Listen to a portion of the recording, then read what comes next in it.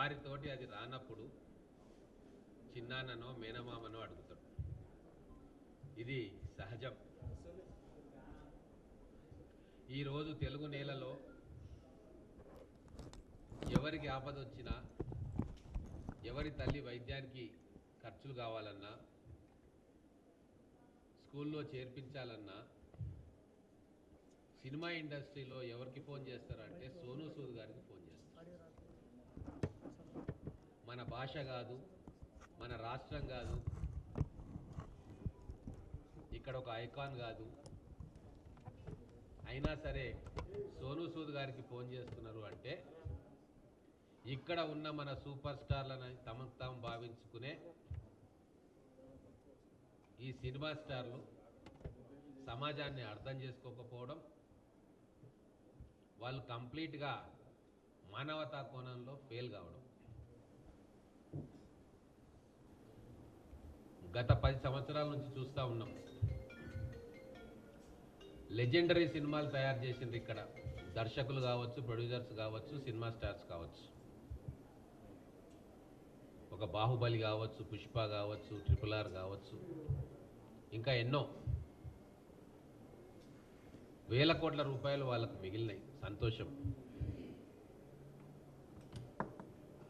ఏ ప్రేక్షకులైతే 1000 రూపాయలు, 2000 రూపాయలు, 3000 రూపాయలు టికెట్లు పెట్టుకొని మీ సినిమాని సక్సెస్ చేస్తున్నారో వాళ్ళలో ఎవరికైనా ఆపద వస్తే మాత్రం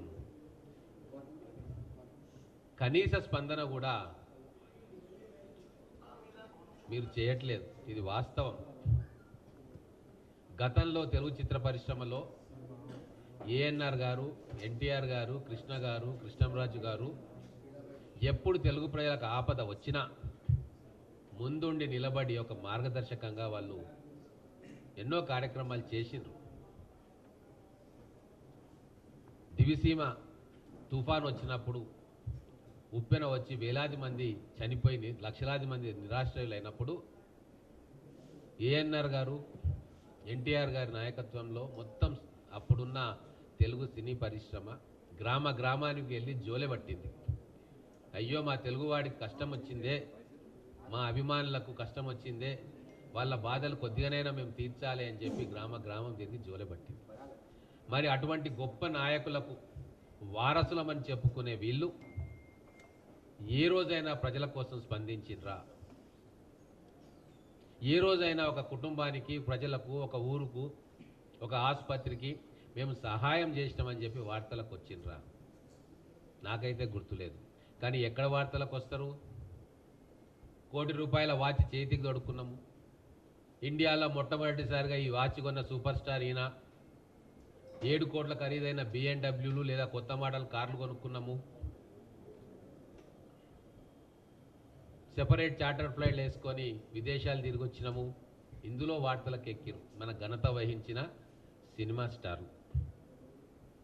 అదే తమిళనాడులో ఎన్నో ఉదంతాలు ఉన్నాయి. ప్రజా సమస్యలతో పాటు సామాజిక సమస్యలు లేదా సంస్కృతికి సంబంధించిన అంశాలు వచ్చినప్పుడు ఖచ్చితంగా ప్రజల తరఫున నిలబడ్డ చరిత్ర తమిళ సినీ రంగంలో ఉన్న సూపర్ స్టార్లకు ఉండే. కావేరీ నది జల వివాదం వచ్చినప్పుడు రజనీకాంత్ గారి నేతృత్వంలో మొత్తం తమిళ సినీ పరిశ్రమ ఏకమై ప్రభుత్వాన్ని కూడా నిలదీసే కార్యక్రమం చేసింది. మన వాళ్ళు ఎప్పుడైనా అటువంటి కార్యక్రమాలు చేశారా? అలాగే అభిమాన సంఘాలు కూడా సేవా కార్యక్రమాలు చేయమని చెప్పి ఊరు ఊరికి, పట్టణం పట్టణానికి అటు రజనీకాంత్ గారు, ఇటు కమల్ హాసన్ గారు ఎన్నో వేల సేవా సంఘాలు, ప్రజా సంఘాలను స్థాపించి లక్షలాది మందికి చేయూతనిచ్చిండ్రు. అది మనం ఎన్నోసార్లు చూసినాం. మీ వయసు వాడే ఆ తర్వాత వచ్చిన విజయ్ కూడా కొన్ని వేల సేవా సంఘాలు స్థాపించి ఎంతో సేవ చేసింది.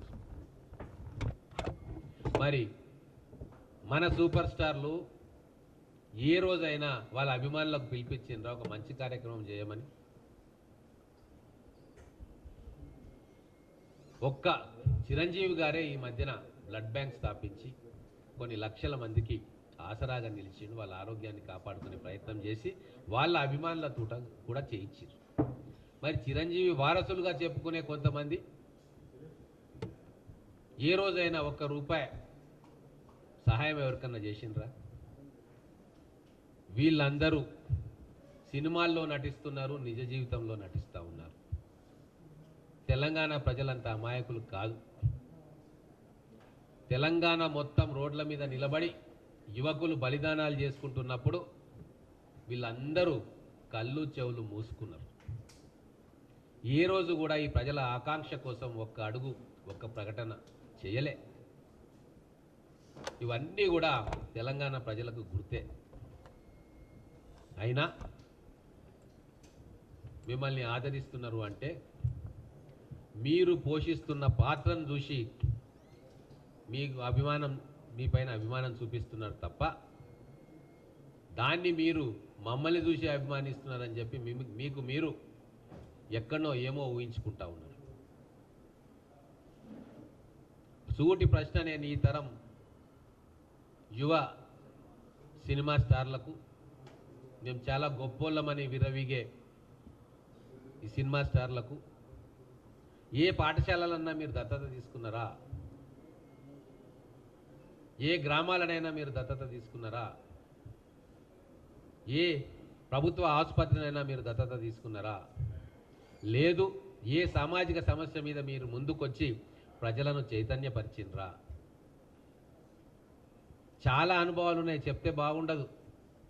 ఎన్నో ప్రజల కోసం నిస్వార్థంగా సేవ చేసే సంస్థలు కూడా వీళ్ళని అప్రోచ్ అయ్యి, వాళ్ళైతే కలవరు ఏడుంటారో వాళ్ళ మేనేజర్లను ఎవరైనా అప్రోచ్ అయ్యి నీటి సంరక్షణ కోసం మీరు రండి, ఒక ప్రకటన ఇప్పియండి, లేదు ఇంకో సామాజిక సమస్య మీద మీరు ఒక ప్రకటన ఇప్పియండి అంటే అట్లా చేయరు మా వాళ్ళు.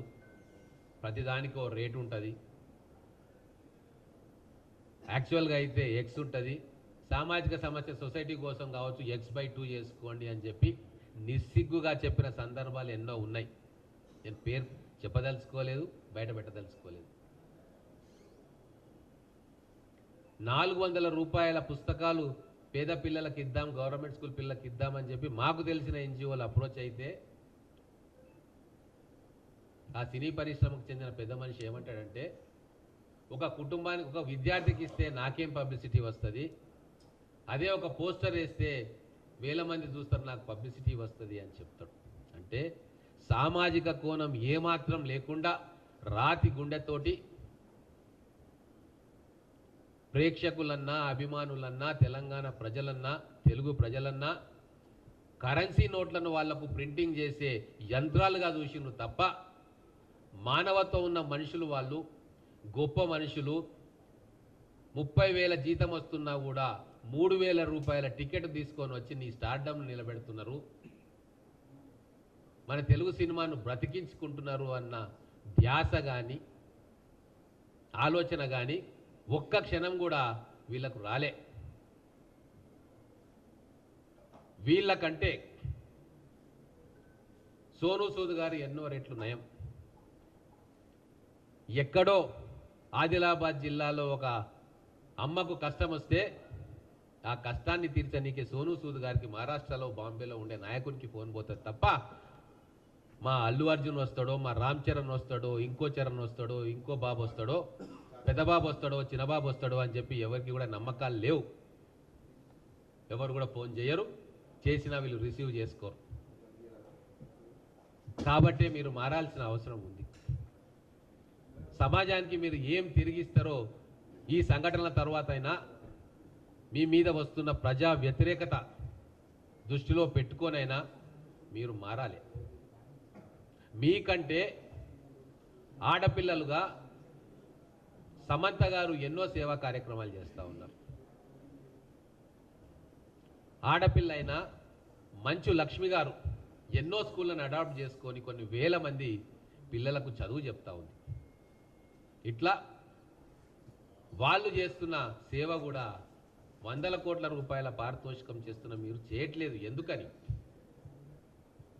అంటే మీకు మానవ సంబంధాల మీద, తెలుగు ప్రజల దుస్థితి మీద, లేకుంటే వాళ్ళకు వచ్చే కష్టాల మీద మీకు అవగాహన లేదు.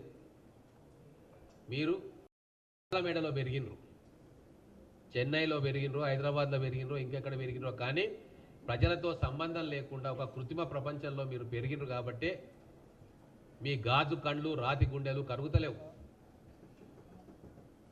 సంక్షోభం వస్తే మళ్ళీ వచ్చి నటన చేస్తారు పబ్లిక్ ముందు. మేము చాలా గొప్పోళ్ళము, అన్యాయం జరిగింది, మేము చాలా బాధపడుతున్నామని చెప్పి ఒక ప్రకటన ఇస్తారు.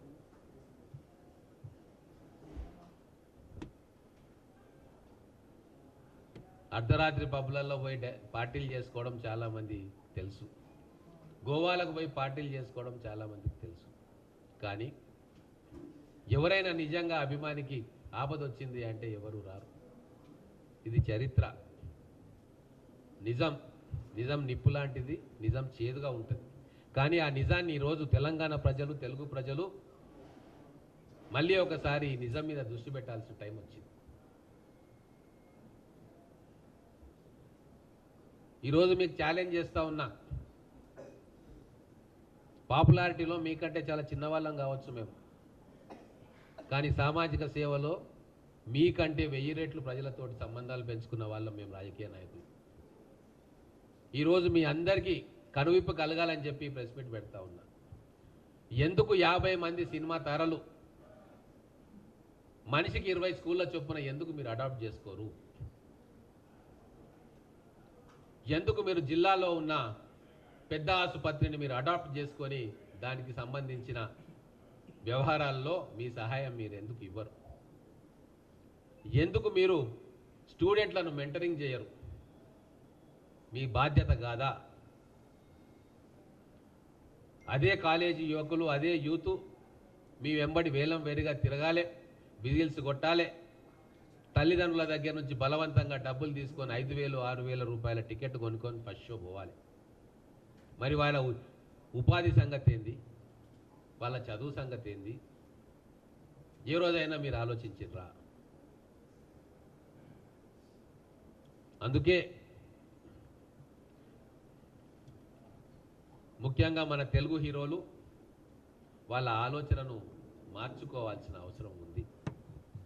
ప్రజలకు ఈ సంధ్యా థియేటర్ సంఘటన తర్వాత ఖచ్చితంగా ప్రజలు ఆలోచిస్తూ ఉన్నారు. సామాన్యుడి పక్షాన ముఖ్యమంత్రి గారు నిలబడడంతో ఎందుకు వీళ్ళు సామాన్యుల పక్షాన లేరు ఎప్పుడు అని చెప్పి మీ గత 20 సంవత్సరాల మీ చరిత్రను మళ్ళొకసారి నిశ్చితంగా గమనిస్తూ ఉన్నారు. ఫ్లాష్ బ్యాక్లోకి వెళ్ళి ఏ ఉద్యమంలో మీరు మా తెలంగాణ ప్రజలు వెంబడి ఉన్నారు, ఏ భావాలతోటి భావోద్వేగంలో ఉన్నప్పుడు మీరు అనుకూలంగా వచ్చిండ్రు, ఏ పేదవాడి కోసం మీరు ఒక అడుగు ముందుకేసిండ్రు. ఏ రోజు వేయలే, వేసిన దాఖలా కూడా లేదు. ఎవరో ఒకరిద్దరు, వందల వేల మందిలో ఒకరిద్దరు నిజాయితీగా ప్రజల కోసం ఏమన్నా చేయాలని ఆలోచన ఉన్నారు తప్ప 90% 100 కోట్లు 200 కోట్ల రెమ్యునరేషన్ తీసుకునేవారు ₹1,00,000 కూడా ఒకరికి ఇయ్యనీకే సంకోచిస్తూ ఉన్నారు. ఇది తెలంగాణ ప్రజలకు అర్థమైంది. అర్థమయ్యేటట్టుగా మా ముఖ్యమంత్రి గారు ఒక సామాన్య కుటుంబం పక్షాన నిలబడి అసెంబ్లీ వేదికగా ప్రపంచానికి చాటి చెప్పారు. ఇప్పటికైనా కళ్ళు తెరుచుకోండి. మీరు సంపాదిస్తున్న 100 కోట్ల 1000 కోట్ల రూపాయలను మళ్ళీ సమాజానికి తిరిగి ఖర్చు పెట్టకుంటే మీరు ఖర్చు అయిపోతారు. ఆలోచించండి. ప్రజలను మనుషులుగా చూడండి, వినియోగ వస్తువుల్లాగా కాదు. వాళ్ళ గుండె లోతుల్లోకి వెళ్ళే ప్రయత్నం చేయండి.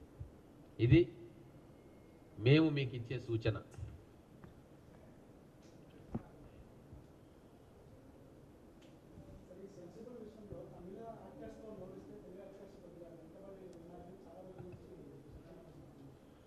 నేను అదే చెప్తా ఉన్నా.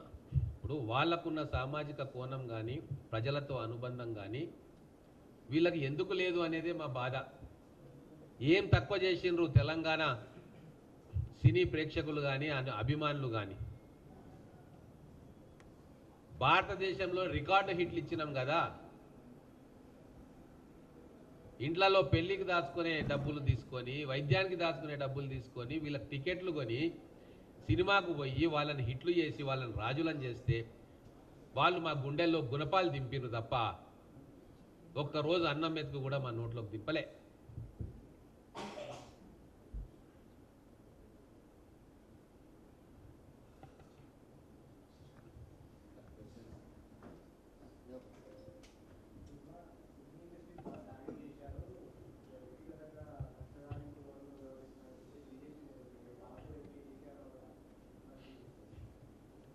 ఇప్పుడు విమర్శ చేయడం ప్రతిపక్షాల హక్కు, దాన్ని మేము కాదనట్లే. కానీ వాస్తవం ఏంది? ఇప్పుడు ఈరోజు ముఖ్యమంత్రి గారు తీసుకున్న నిర్ణయం సామాన్య కుటుంబంలో నుంచి వచ్చిన ప్రతి తెలంగాణ బిడ్డ హర్షిస్తున్నారు. ఎందుకంటే ఈ వెలుగు జిలుగుల మధ్యలో జిగేల్మంటూ మెరిసే సినిమా తారల పక్షం వహించకుండా 30,000 రూపాయల జీతం తీసుకొని 3,000 రూపాయల 3 టికెట్లు 9,000 రూపాయల టికెట్ తీసుకొని వచ్చి ఆ యాక్టర్ను బతికించడానికి వచ్చి సినిమా చూస్తున్న ఒక మధ్యతరగతి కుటుంబం పక్కన మా ముఖ్యమంత్రి గారు నిలబడ్డారు. ఎన్ని ఒత్తిళ్ళు వచ్చినా అదరక బెదరక మా ఆలోచన ఏంది అనేది శాసనసభ వేదికగా చాలా స్పష్టంగా చెప్పింది.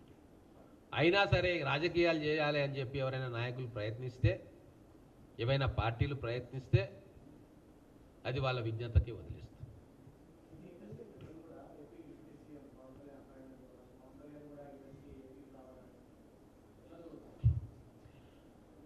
ఇప్పుడున్న గ్లోబల్ టెక్నాలజీ యుగంలో ఈ రాష్ట్రంలోనే సినిమాలు తీయాలి, ఆ రాష్ట్రంలో సినిమాలు తీయాలని పోయింది. అది ఇంట్లో కూర్చొని సెల్ ఫోన్లో కూడా సినిమాలు తీస్తూ ఉన్నారు. అటువంటి టెక్నాలజీ వచ్చింది. కాబట్టి ఎవరు ఎక్కడికి పోయినా అల్టిమేట్గా ప్రేక్షకులు చూస్తేనే, థియేటర్లకు వెళ్ళి చూస్తేనే వాళ్ళకి డబ్బులు వస్తాయి. ఇప్పుడు తెలంగాణలో నైజాం ఏరియా బిగ్గెస్ట్ ఏరియా వాళ్ళకి రెవెన్యూ పరంగా. మరి నైజాం ఏరియా మొత్తం ఈ స్టార్ల సినిమాలు బాయ్కాట్ చేస్తే వాళ్ళు అడుక్కొని తింటారు. కాబట్టి ఇక్కడనే ఉండాలి ఇండస్ట్రీ, అక్కడనే ఉండాలి, లేదా మేమే మీ వాళ్ళం అవతలోళ్ళు కారు అంటే మరి మేము కూడా అట్లనే ప్రవర్తించాల్సి వస్తుంది.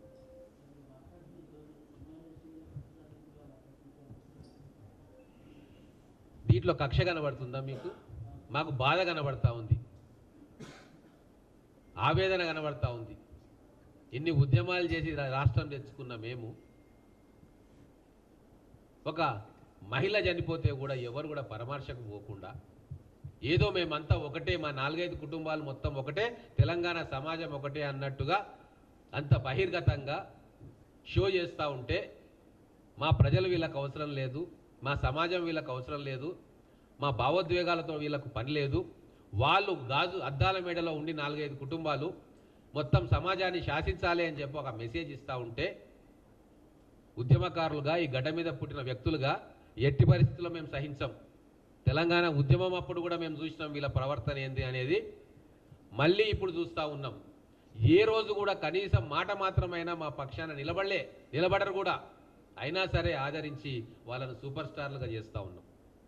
కాబట్టి ఇక ఎన్ని తప్పులు చేసినా తెలంగాణ ప్రజలు క్షమిస్తారు అని అనుకోవడం భ్రమ.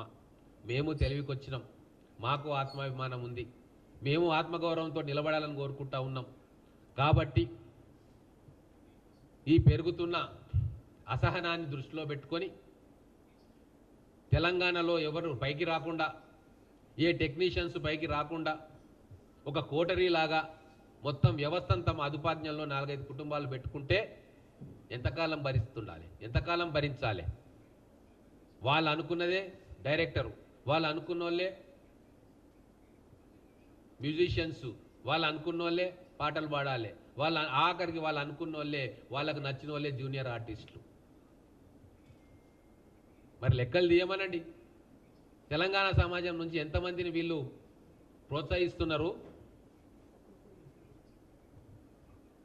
ఎంతమందికి అవకాశాలను తగ్గిస్తున్నారు, ఈ లెక్కలు చెప్పమంటే దానికోసం ప్రత్యేకంగా డాటా తీసుకొని ముందరకు వస్తా, అవతల నుంచి ఎవరైనా వస్తే. చాలిగా మాకు నిజాలు తెలుస్తూ ఉన్నాయి. పోనీలే అని ఊరుకుంటా ఉంటే మా సమాజం మీద, మా సంస్కృతి మీద దాడి, మా భావోద్వేగాల మీద దాడి, మమ్మల్ని లెక్కలే లేనట్టు ప్రవర్తించడం, ఇవన్నీ కూడా తెలంగాణ సమాజానికి వాళ్ళు గాయపరుస్తూ ఉన్నారు మమ్మల్ని. దయచేసి అర్థం చేసుకోండి.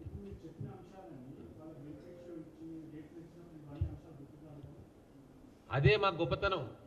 ఇంత చేస్తున్నా కూడా మేము కళామ తల్లి బిడ్డలే వీళ్ళు, ఆ సినిమాలను మనం కూడా ప్రోత్సహిద్దామని ఒక గొప్ప మనసుతోటి ఎవరు ఇవన్నీ బెనిఫిట్స్ కూడా మేము ఇస్తూ ఉంటే చులకనైపోయినాం కదా. మేము అడగకుండానే వరాలు ఇస్తే చులకనైపోతా ఉన్నాం. అదే గతంలో జగన్మోహన్ రెడ్డి గారు వీళ్ళ పట్ల ఎట్లా ప్రవర్తించారో ప్రపంచానికి తెలుసు, ఎట్లా ఇబ్బంది పెట్టినో తెలుసు. కానీ మేము గుండెలో పెట్టుకున్నవే,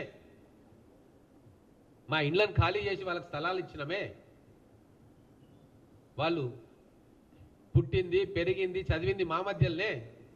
కానీ మా సంస్కృతిని ప్రతిబింబించకుండా, మా ఆలోచనలకు వాళ్ళు వత్తాసు పలకకుండా వాళ్ళు ఒక ప్రపంచంలో బతుకుతా ఉన్నారు, అయినా భరించినాం. కానీ ఒక సామాన్య మహిళ పట్ల వాళ్ళ ప్రవర్తన చూసి ఈరోజు బయటికి చెప్పాల్సి వస్తుంది. ఎప్పుడో ఒకప్పుడు నిజాలు బయటికి రావాల్సిందే. ఎవరో ఒకరు పిల్లికి గంట కట్టాల్సిందే. ఆ పిల్లికి గంట కట్టేది మా గౌరవ ముఖ్యమంత్రి గారు శాసనసభ వేదిక ద్వారా ఖచ్చితమైన మెసేజ్ మా తెలంగాణ సమాజానికి ఇచ్చిందని చెప్పి నేను భావిస్తా ఉన్నా.